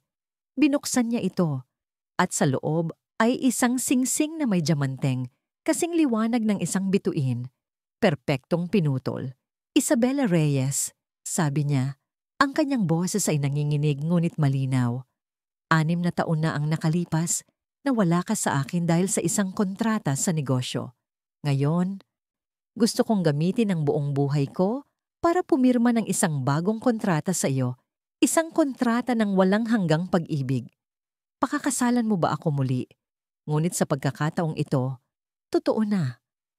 Ang mga luha ay malayang dumaloy sa mga pisngi ni Isabela. Ang lahat ng sakit, lahat ng pag-iisa, ay natunaw sa init ng sandaling yon. Tumango siya, hindi makapagsalita. Oo, bulong niya sa wakas.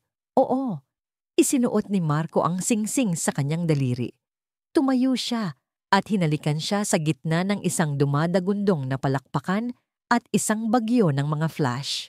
Sa tabi nila, si Mateo at Leo ay sabay na tumango. Ang kanilang mga mukha ay seryoso na parang nagbibigay ng kanilang opisyal na pag-apruba. Si Sofia naman ay pumalakpak ng may kagalakan. Ang kanyang tawa ay isang matamis na musika sa gitna ng ingay. Ang kasal ay isang kaganapan na pag-uusapan sa loob ng maraming dekada. Isang perpektong pagsasama ng kapangyarihan ng Velasco at ng tamis ng Dulce Corazon. Ilang taon ang lumipas. Sa isang eleganteng kalye sa Paris, ang isang bagong tindahan ng Dulce Corazon ay nagbukas ng mga pinto nito sa unang pagkakataon. Ang hangin ay puno ng amoy ng sariwang croissant at tsokolate. Sa gitna ng masayang pagdiriwang, si Marco Velasco ay nakatayo, ngunit hindi na siya ang Ice King na kinatatakutan ng lahat. Ang kanyang mamahaling suit ay bahagyang gusot. Isang malawak na ngiti ang nasa kanyang mga labi, at sa kanyang mga braso ay isang maliit na batang babae na may buhok na kasing itim ng sa kanya, mahimbing na natutulog. Sa kanyang tabi, si Isabela, na mas maganda at mas kumpiyansa kaysa dati, ay nakatingin sa kanya ng may pagmamahal. Sina Mateo at Leo, na ngayon ay mas matangkad na, ay nakatayo na may parehong cool na tindig. Nakasuot pa rin ng kanilang signature sunglasses. Si Sofia, isang namumukadkad na dalagita, ay tinutulungan ng kanyang ina sa pag-aasikaso sa mga bisita. Isang batang reporter mula sa isang international magazine ang lumapit sa kanila. Mr. and Mrs. Velasco, isang pambihirang tagumpay, mula sa Maynila hanggang Paris. Ano po ang sikreto sa likod ng imperyo ninyo? Ngumiti si Marco. Ang kanyang mga mata ay hindi bumibitaw kay Isabela. Hinila niya ito palapit at hinalikan sa noo. Ang sikreto ng imperyo ng Velasco ay simple lang, sabi niya. Ang kanyang boses ay malakas para marinig ng lahat. Ito ay ang paghahanap sa pinakamatamis na puso nito. Ang kanilang pamilya, isang perpektong timpla ng kapangyarihan at tamis, ay sa wakas ay buo na.